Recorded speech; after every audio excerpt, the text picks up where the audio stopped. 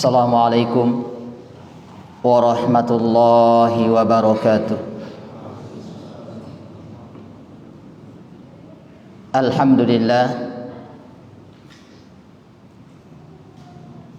nahmaduhu ta'ala wa nasta'inuhu wa nastaghfiruh wa na'udzu billahi min syururi anfusina wa sayyiati a'malina. May yahdihillahu fala mudhillalah wa may yudlilhu fala hadiyalah.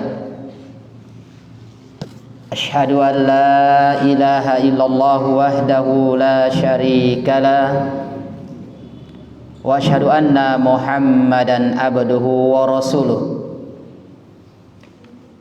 sallallahu alaihi wa sallama tasliman mazida, amma ba'd. Jamaah salat maghrib yang insyaallah ta'ala dimuliakan dan dirahmati oleh Allah subhanahu wa ta'ala. Alhamdulillah, kita senantiasa memuji syukur hanya kepada Allah subhanahu wa ta'ala yang masih terus memberikan nikmat, memberikan kesehatan,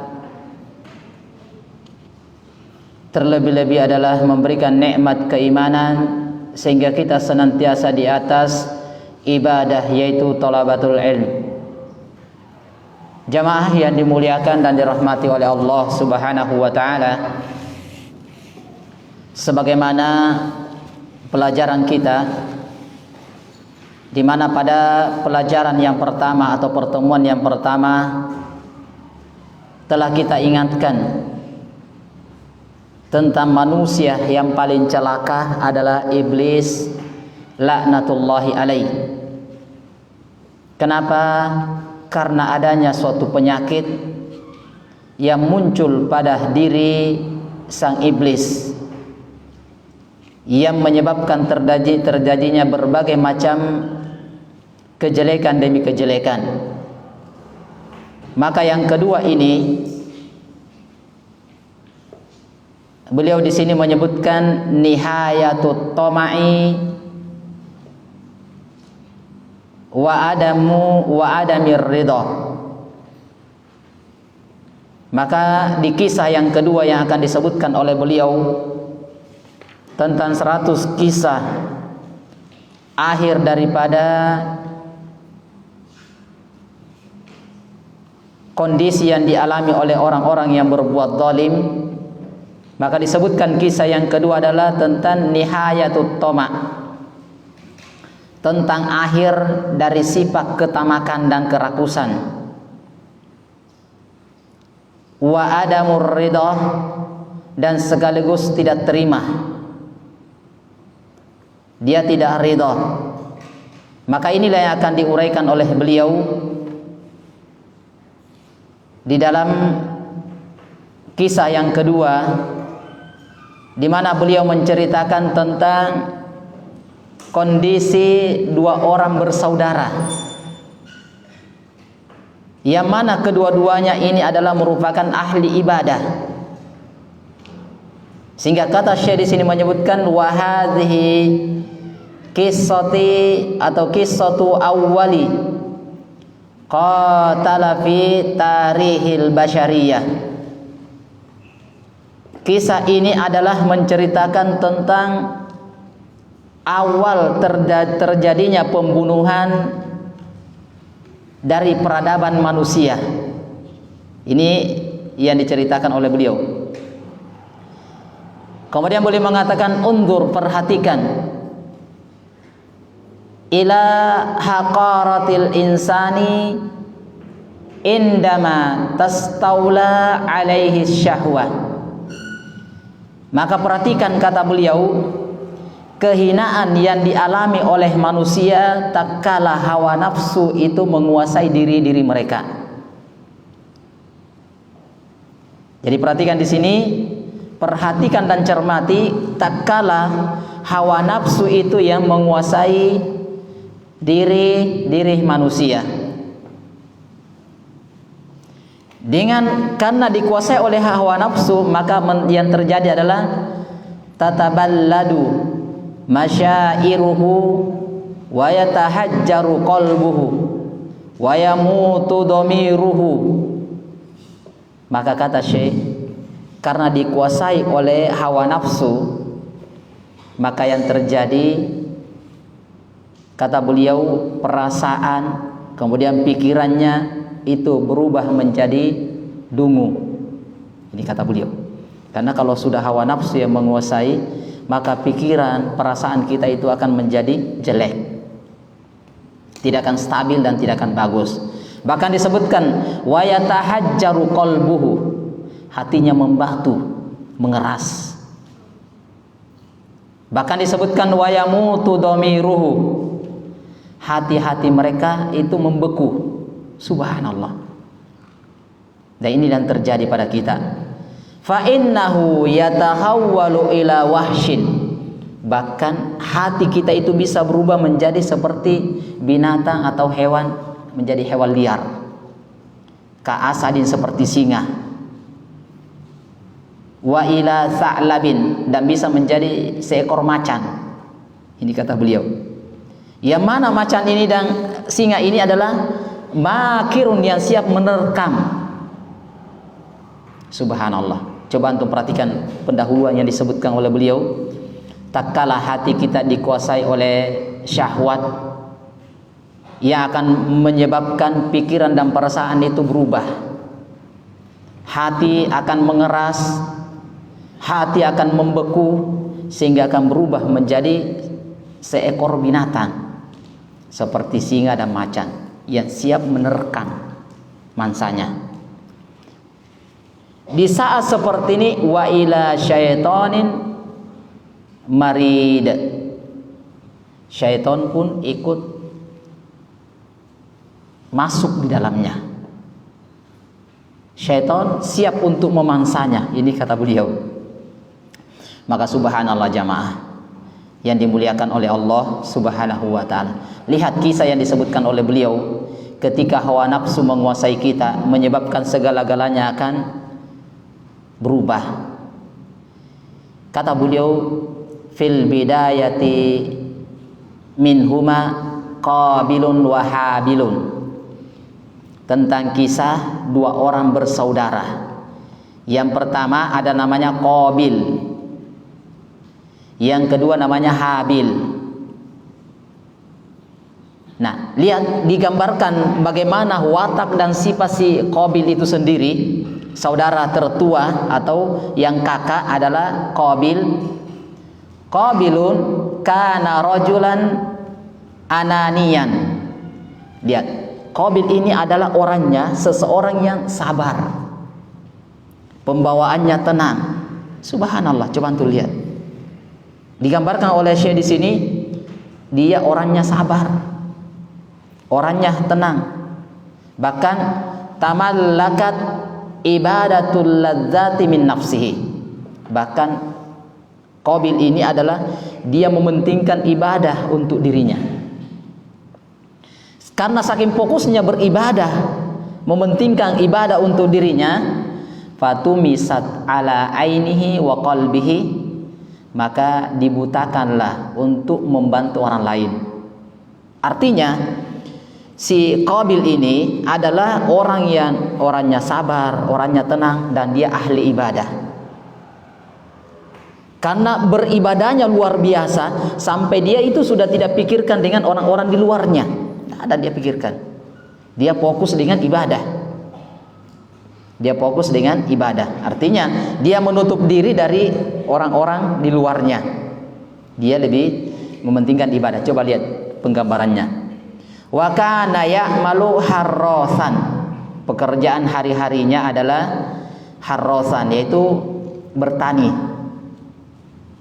Jadi disebutkan yashtagilu biz zira'ah.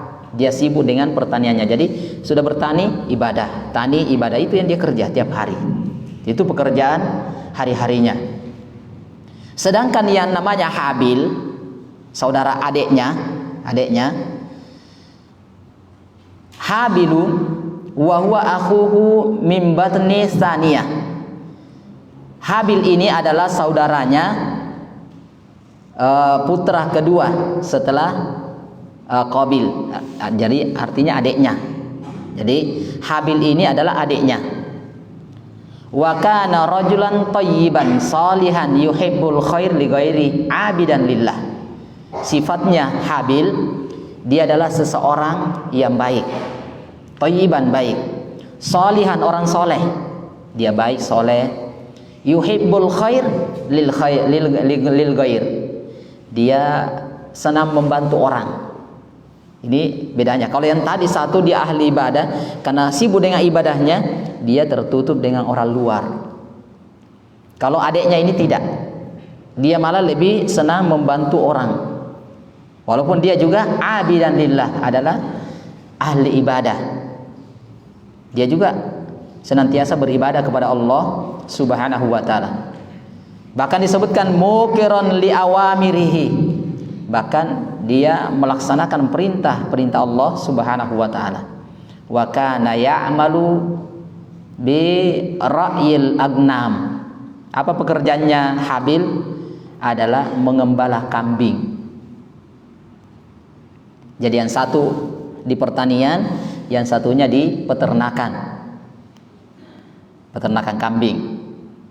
Sama-sama kedua bersaudara ini adalah yang merupakan anak dari Adam alaihissalam, adalah kedua-duanya anak yang soleh, yang ahli ibadah. Orang yang satunya sabar, tenang, ahli ibadah, yang satunya tapi tertutup dengan orang lain, yang satunya terbuka kepada orang lain, membantu orang lain. Inilah kisah tentang keadaan kedua anak ini. Kemudian diceritakan bahwasanya wa kaburul abna wa syabbul ihwa fi riayati ummihim Hawa wa abihim Adam. Kemudian keduanya itu tumbuh berkembang menjadi pemuda yang kuat. Ini di bawah asuhan ibunya yaitu Hawa dan asuhan bapaknya yaitu Nabi Adam alaihissalam. Jadi mereka keduanya tumbuh berkembang menjadi orang yang dewasa. Maka diceritakan oleh seorang alim ulama dari Sa'id ibnu Musayyab, sebagian menyebutnya adalah Sa'id ibnu Musayyib. Diceritakan dari Sa'id ibnu Musayyab, qala innallaha amara Adam ayyufarriqa fin nikah. Nah, lihat di sini. Ini mulainya muncul sebab masalah yang terjadi antara dua bersaudara. Mereka hidup rukun, hidup dalam keadaan tenang, masing-masing mengurus urusannya, tidak ada masalah. Dan ketika kata Sa'id ibnu Musayyab, muncul masalah di sini.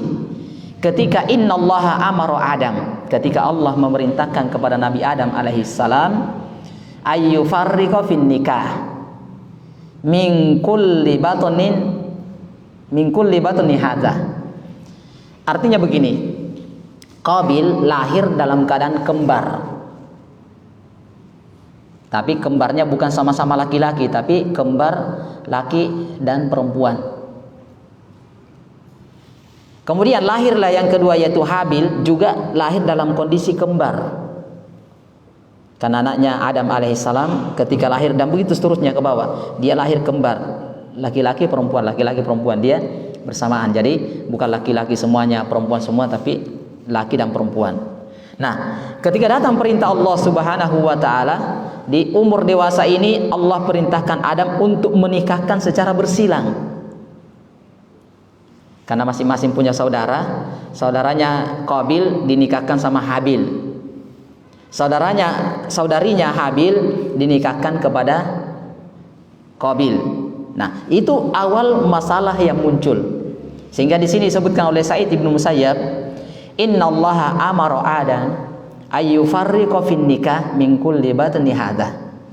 Dia ingin tadi dinikahkan bukan sesama bersaudara ya, kembar enggak, tapi kembarnya ini dinikahkan sini yang sini. Nah, hadza litilka wa hadza litilka. Ini sini, ini ke sini. Nah, imtathala Adam amara rabbah, atau amara rabbuhu. Adam melaksanakan apa yang Allah perintahkan, atau Rabbnya perintahkan. Wa afdha liqabili wa habili bima amarallahu. Kemudian sudah terjadi apa yang terjadi, dipilihkan yang silang tadi. Ini ke sini, ini ke sini. Kemudian setelah itu illa, kecuali di sini masalahnya, illa anna Qabila rafada ma qala Adam. Mulai di situ si Qabil yang kakak ini tidak terima apa yang ditetapkan oleh bapaknya yaitu Adam. Dia maunya Qabil dinikahkan dengan kembarnya, tapi bapaknya karena perintah Allah tidak dinikahkan silang, nikah silang. Artinya saudaranya ini dinikahkan dengan adiknya, yang adiknya ini dinikahkan dengan kakaknya. Nah, ini mulai Qabil ini tidak terima. Tidak. Walam yardah bihadza, saya tidak ridho dengan ini. Artinya dia tidak ridho dengan keputusan bapaknya. Jadi kata beliau walam yardah bihadza zawaj li'annahu i'tabara anna tau'amah Habilun aqalla jamalan min tau'amat. Lihat apa alasannya, apa sebabnya. Begini, kasusnya disebutkan oleh Syekh.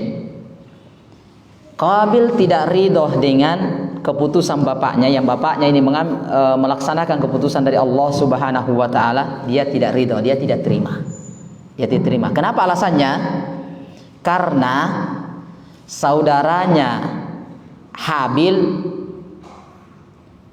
itu agak sedikit atau di bawah kecantikannya dibandingkan saudaranya Qabil. Artinya begini, saudaranya Qabil yang kakak ini, saudara kembarnya itu lebih cantik daripada adiknya, yaitu kembarnya Habil. Kembarnya Habil. Dia maunya ya sama-sama bersaudara inilah yang dinikahkan. Nah, ini kasusnya terjadi. Ini mulai bibit-bibit muncul masalah di sini. Maka lihat kata beliau, wa hasada akhahu ala zawaj min syaqiqatihi. Gara-gara ini muncullah perasaan tidak suka, mulai hasad, mulai ada iri, dengki dan seterusnya dari terhadap saudaranya.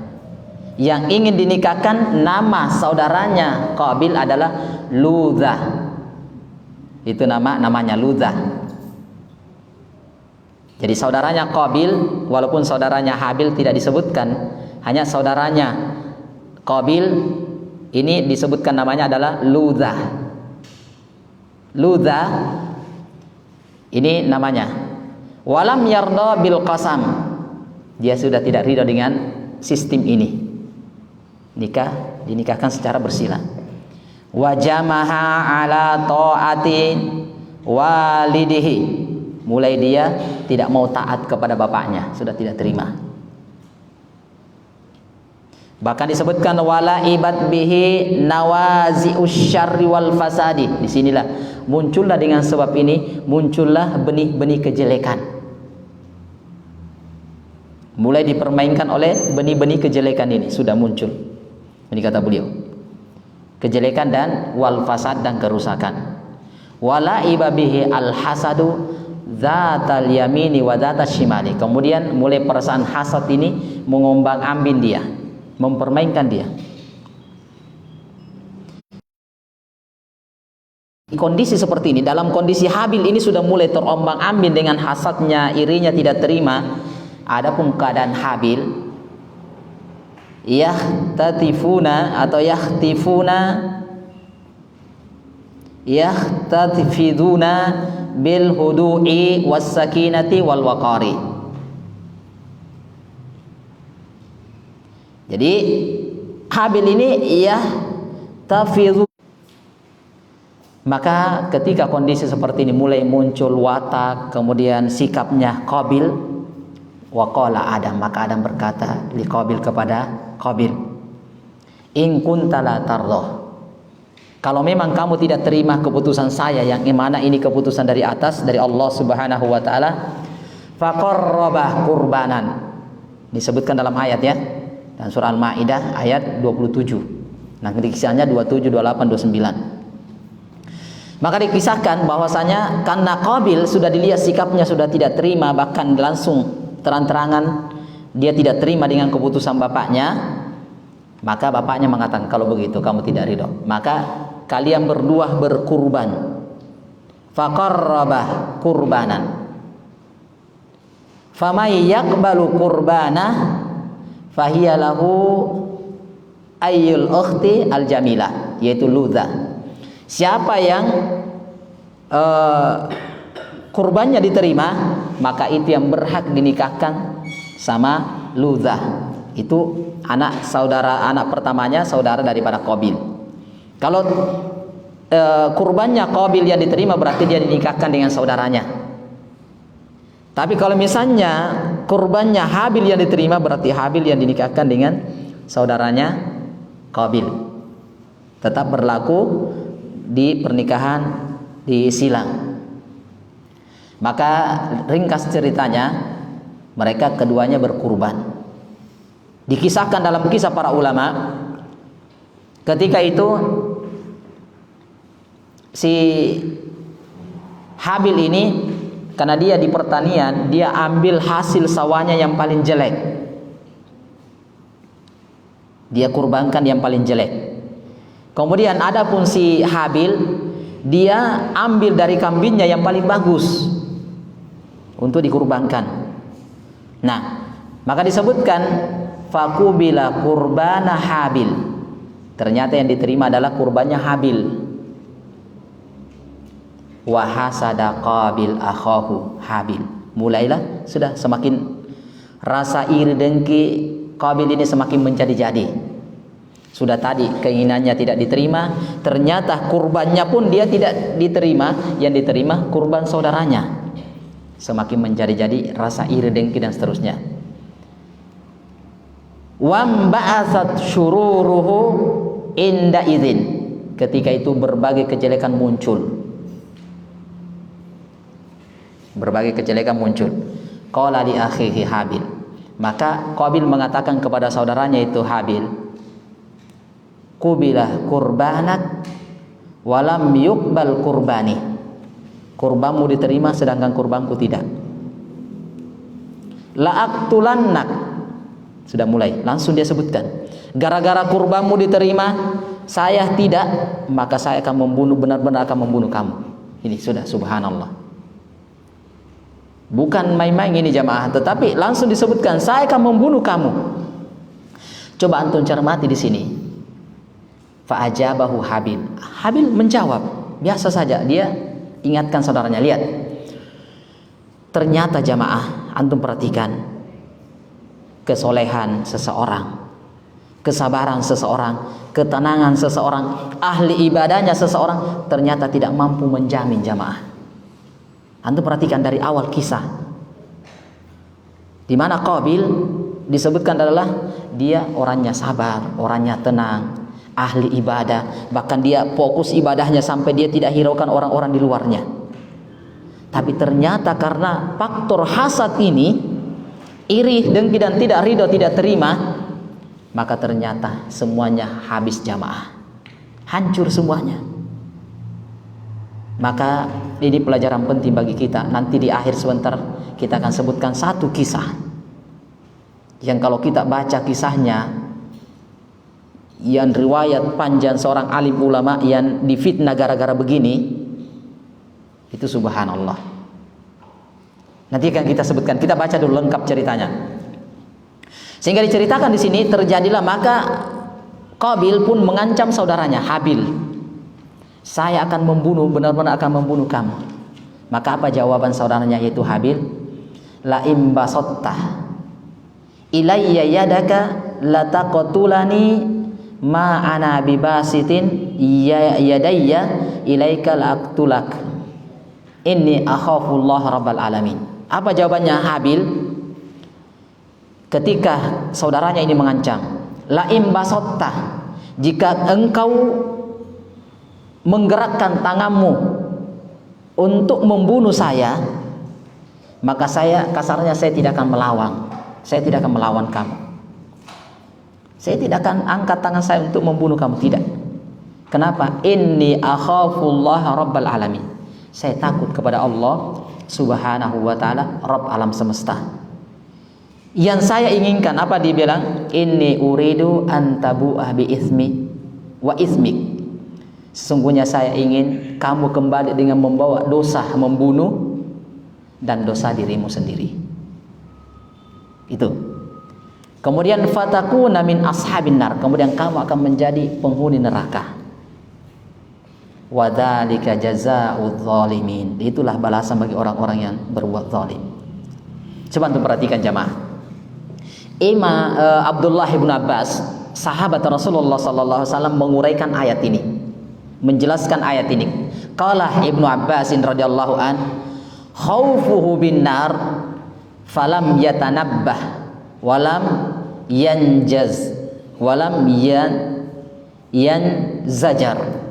Ternyata peringatan Habil kepada Qabil, kata Ibnu Abbas, adanya menakut-nakuti dengan ancaman neraka.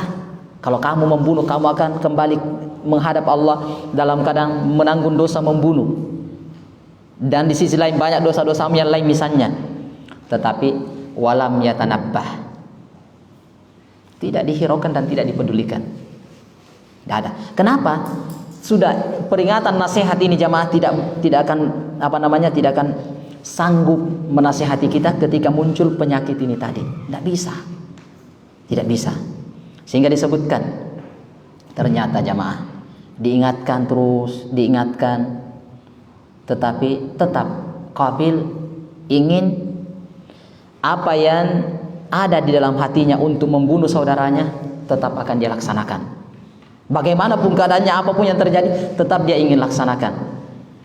Ini kata beliau, karena bisikan-bisikan yang senantiasa muncul dari dirinya ini dengan hawa nafsu terus membakar dia. Membakar dia. Inilah yang menyebabkan dia seperti ini. Maka disebutkan fatawat lahu nafsu qatla akhihi. Maka disebutkan hawa nafsu Qabil ini yang menjadikan dia mudah membunuh saudaranya. Karena hawa nafsu jamaah. Ya. Nah, inilah kata para ulama seperti Imam Ibnul Qayyim rahimahullahu taala, di sini tidak disebutkan oleh beliau. Di pembahasan para ulama ketika Imam Ibnul Qayyim beliau menjelaskan bahwasanya jihad tertinggi adalah jihadun nafs. Jihad tertinggi yang harus dihadapi oleh seorang muslim dan muslimah adalah melawan diri kita sendiri. Kenapa? Seperti disebutkan dalam surah Yusuf, innan nafsa la'ammaratun bisu. Karena jiwa kita jamaah adalah memang kesenangannya, kecenderungannya adalah kepada perkara-perkara yang jelek. Ada sedikit langsung. Maka inilah kata Imam Ibnul Qayyim rahimahullahu taala, jihad tertinggi adalah melawan diri kita sendiri, hawa nafsu kita. Dan ini kena kita semua jamaah. mau ustadz, mau di atasnya ustadz, mau orang biasa, orang luar biasa, kena ini jamaah. Kita semuanya terkena di sini. Maka apa yang terjadi jamaah? Fatawwat lahu nafsuhu qatla akhihi faqatala fa asbaha minal khasirin. Ternyata dia bunuh saudaranya. Maka dia menjadi orang-orang yang khasirin, orang-orang yang merugi. Ini kata beliau, lihat. Kemudian diterangkan selanjutnya ucapan dari cara membunuhnya di sini disebutkan, kata para ulama, wa darabahu bihajarin. Maka Khabil tetap melaksanakan membunuh Habil dengan cara dia pukul pakai batu, darabahu bihajar. Dia pukul dengan batu. Wakilah, dan ada yang sebagian mengatakan bihadidatin, dengan menggunakan besi. Ya, intinya di sini adalah apakah dia menggunakan batu atau menggunakan besi, maka dia tetap membunuh saudaranya. Faqatala fa khasira nafsuhu wa khasira akhahu wa khasira abahu wa ummu. Kemudian setelah itu ternyata dia rugikan siapa? Setelah karena mengikuti hawa nafsu, merugikan dirinya sendiri, merugikan saudaranya yaitu Habil, merugikan ibunya, merugikan bapaknya. Ini jamaah. Maka Abdullah ibnu Amr ibnu al-As mengatakan, inna, sesungguhnya kami, lanajida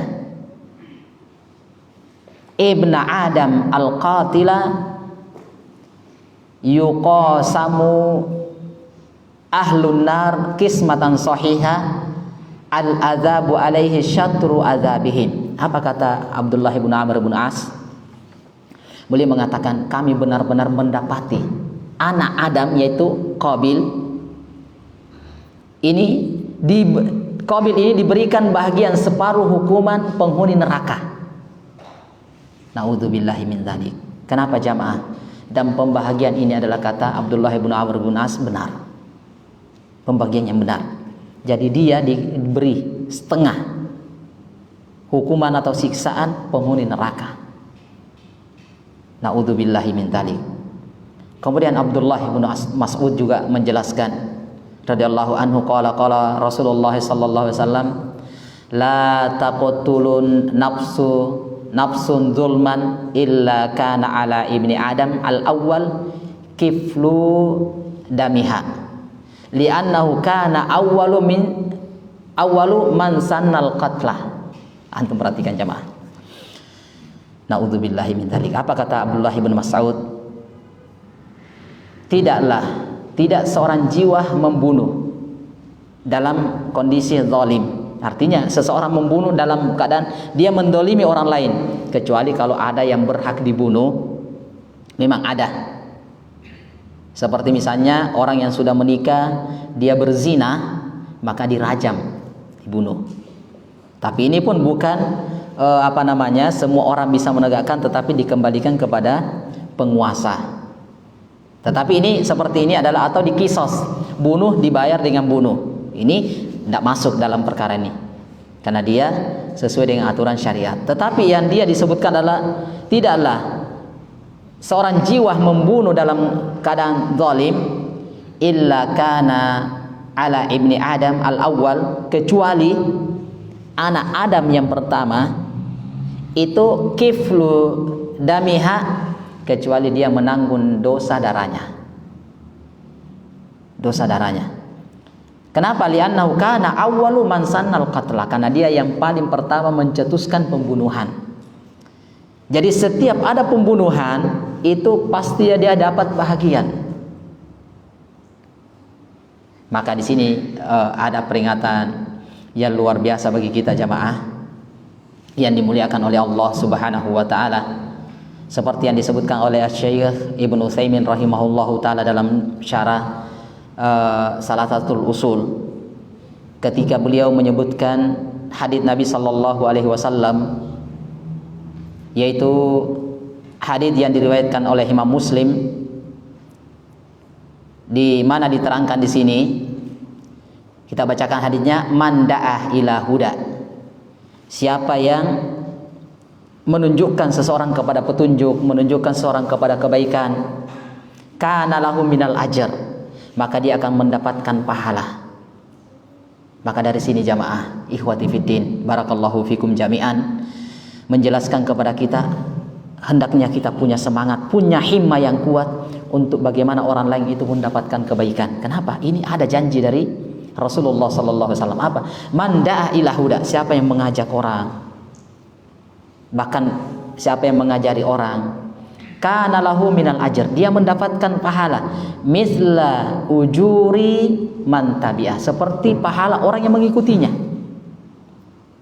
Jadi gara-gara kita ayo kita belajar, ternyata orang masya Allah ikut belajar, maka dia dapatkan pahala belajar, maka kita yang mengajak pun dapat. Yang lebih spesialnya lagi jamaah, la yang kusudalika min ujurin syai'a. Tetapi lihat, ternyata jamaah pahala yang dia dapatkan itu tidak akan mengurangi apa yang kita ambil. Artinya dia tetap dapatkan pahala banyak, kita juga dapat bahagia. Bukan ini yang dikurangi. Si A yang ikut belajar, yang mengenal kebaikan, mendapatkan kebaikan gara-gara kita, ternyata kebaikannya ini bukan itu yang dibagikan ke kita. Misalnya dia dapat 100, ya sudah, kalau begitu kita 50-50, berarti kan kurang. Ini tidak. Dia tetap dapat 100, kita pun dapat entah 100 juga atau yang lainnya, ya, mungkin saja bisa lebih banyak dari dia, atau bisa dibawanya wallahu ta'ala bissawab. Amalkan, subhanallah, kan dapatkan kebaikan. Maka kita harus punya himmah dan semangat di situ.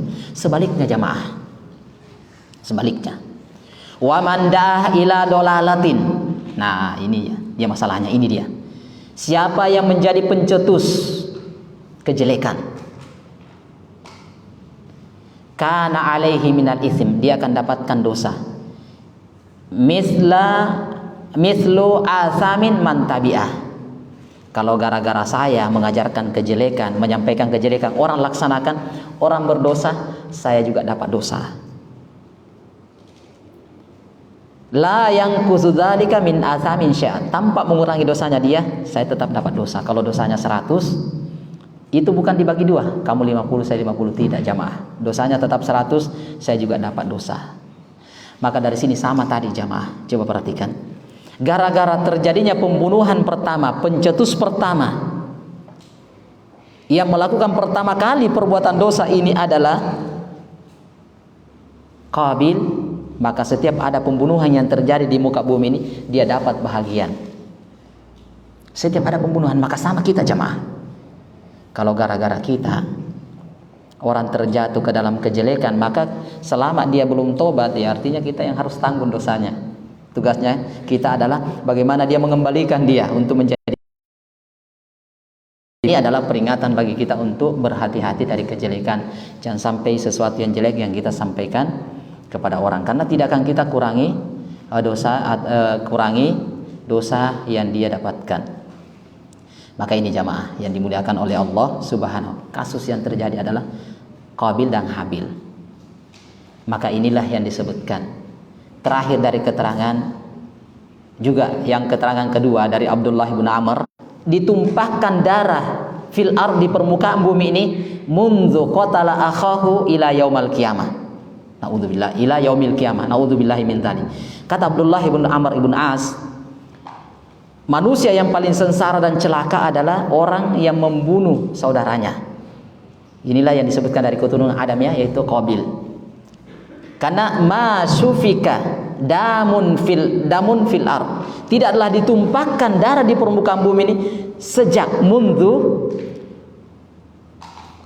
qatala akhahu ila yaumil qiyamah, sejak dia pertama kali membunuh saudaranya sampai hari kiamat. Inilah kata para ulama, tidaklah terjadi pertumpahan darah dimanapun dan kapanpun kecuali yang pertama pencetusnya pasti dapat. Nah, begini semua perbuatan kebaikan dan dosa jamaah. Siapa yang pertama mencetuskan terjadinya kejelekan, maka dia akan tanggung semua orang yang dibawanya. Na'udzubillahi min dzalik. Illa lahaqqa bihi minhu syarrun, ia berhak mendapatkan kejelekan itu. Wa dzalika annahu awwalu man sannal qatlah. Kenapa? Karena dia yang paling pertama mencontohkan tentang yang namanya pembunuhan. Maka sama jamaah, hati-hati terutama dalam perkara agama. Jangan sampai kita yang mencontohkan tata cara ibadah yang pertama, banyak orang yang mencontoh, kita tanggung semua dosanya. Walaupun kita mati, sudah dikuburkan berpuluh-puluh tahun, tetapi ada yang pernah kita buat dari perbuatan dosa dan itu belum selesai, maka tetap kita akan dapatkan.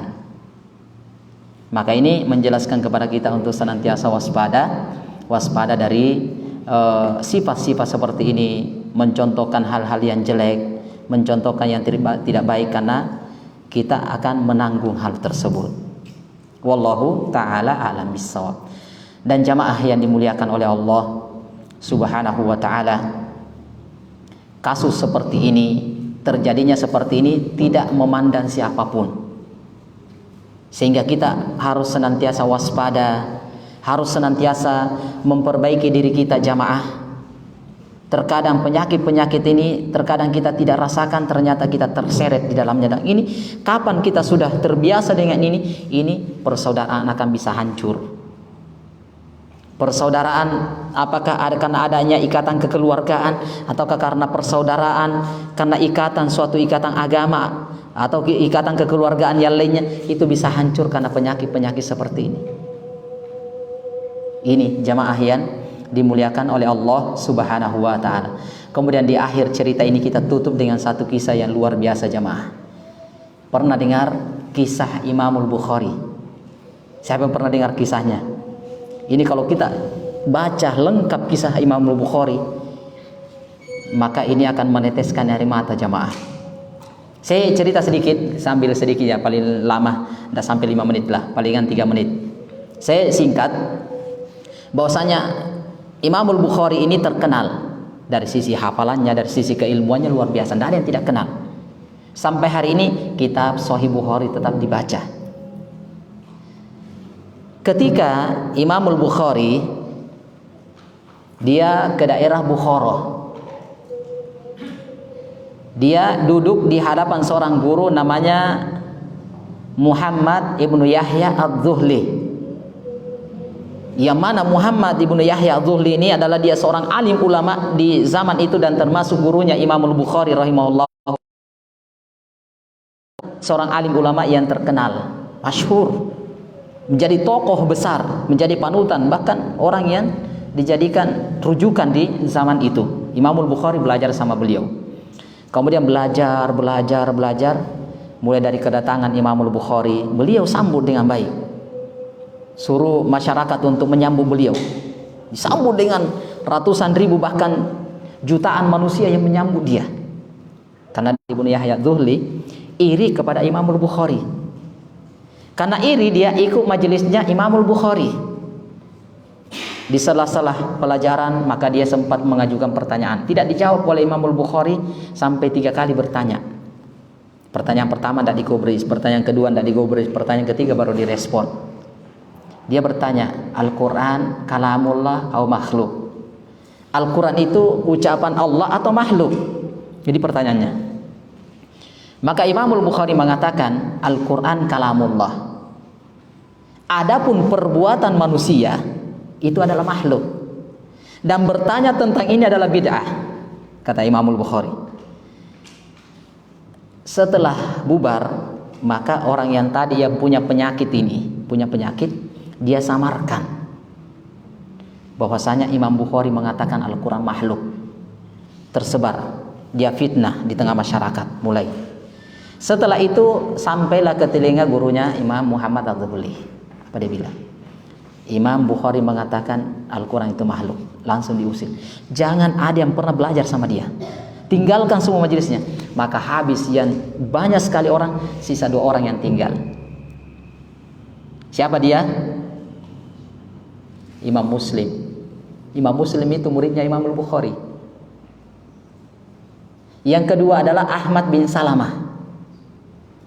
Ini yang mengikuti beliau, Imam Bukhari, Ahmad bin Salamah.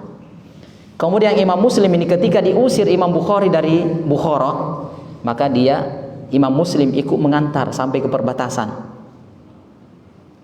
Tapi Imam Muslim kembali duduk sama Muhammad Adz-Dzuhli. Imam Muhammad ibnu Yahya Adz-Dzuhli. Kemudian yang menemani siapa? Ahmad bin Salamah sampai meninggal. Ini menemani dia. Artinya di sini jamaah, pelajaran yang terjadi pada kita, ternyata bukan menimpa kita di zaman sekarang ini, yang kita ini adalah bukan penuntut ilmu, hanya baru belajar, maka lebih besar kemungkinan kita terkena yang namanya fitnah seperti ini. Sedangkan ulama besar dengan kapasitas seperti Imam Bukhari ternyata mampu terkena fitnah jamaah. Ini jamaah yang dimuliakan oleh Allah Subhanahu wa taala. Maka oleh karena itu hendaknya kita senantiasa waspada, memperbaiki niat kita, memperbaiki tujuan kita dalam belajar dan senantiasa berdoa serta meminta kepada Allah supaya jiwa kita dijaga dari penyakit hasad, iri, dengki, tamak dan tidak terima dengan ketentuan dan keputusan Allah, maka kita akan menjadi orang-orang yang merugi. Maka saya kira ini yang sedikit, wallahu ta'ala bishawab. Al-afu minkum, dari waktu yang saya ambil sedikit, mudah-mudahan ada manfaatnya apa yang kita sampaikan. Insyaallah taala di waktu yang akan datang kita akan bacakan kisah yang ketiga. Mudah-mudahan dari itu bisa kita mengambil pelajaran untuk memperbaiki diri kita ke depannya, wallahu ta'ala bishawab, untuk mendapatkan fid dunya hasanah wa fil akhirati hasanah wa qina adzabannar. Subhanaka rabbil izzati amma yasifun. Assalamualaikum warahmatullahi wabarakatuh.